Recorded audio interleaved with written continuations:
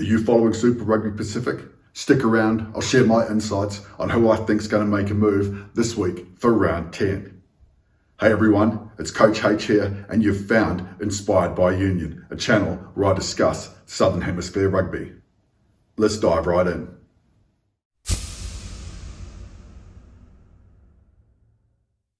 Five Trans-Tasman crossover games as we pause to reflect on Anzac Day.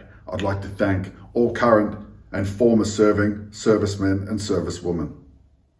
Weirdly, for my match of the round this week, I'm going with 4th versus 12th on the ladder. The Crusaders versus the Rebels.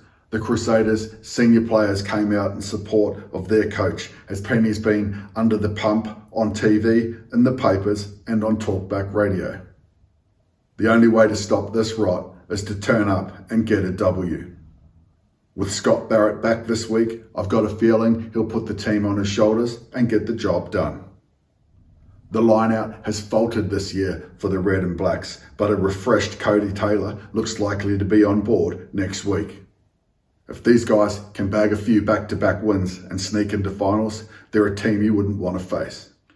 The Rebels lose Salakai Lotto, which will hurt their pack, but on a 3-week winning streak and chasing 4 in a row, this team has the ability to hang tough, not something that's been associated with Rebels sides of the past.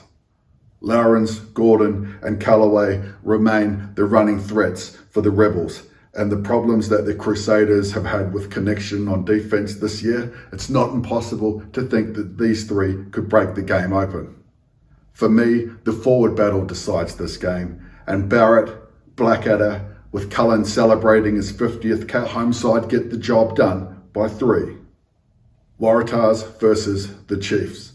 The Tars continue to puzzle, and Forrest Gump may well describe them as a box of chocolates. Hot one week, cold the next, close, agonising losses, and a golden point win.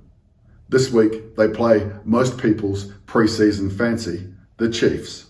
Whilst the Chiefs are an attacking weapon, their bugbear to date has been consistency.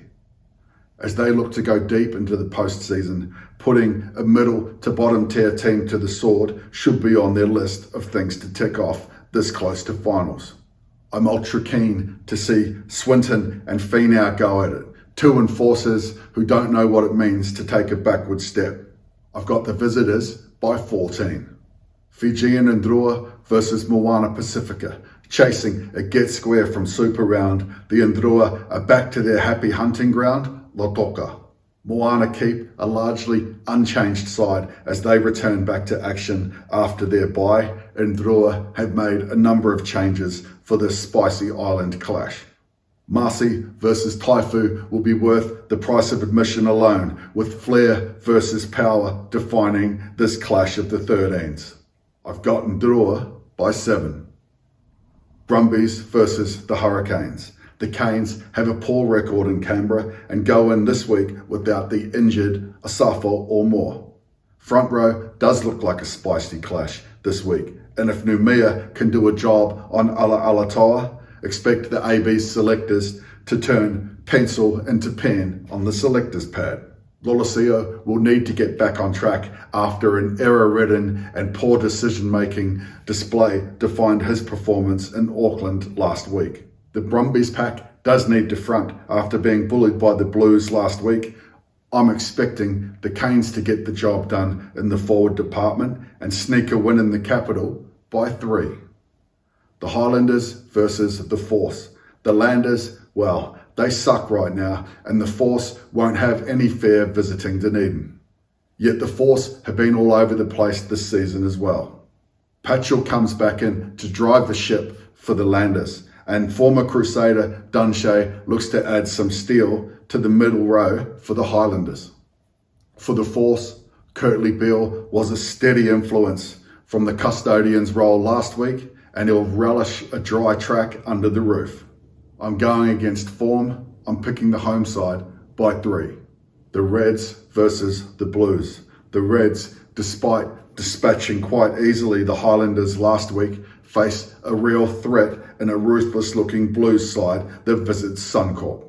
The breakdown contest and collision zone will decide this contest. If the Reds are to damage the limit of the Blues wingers, then denying them ball by attacking at the source will be key.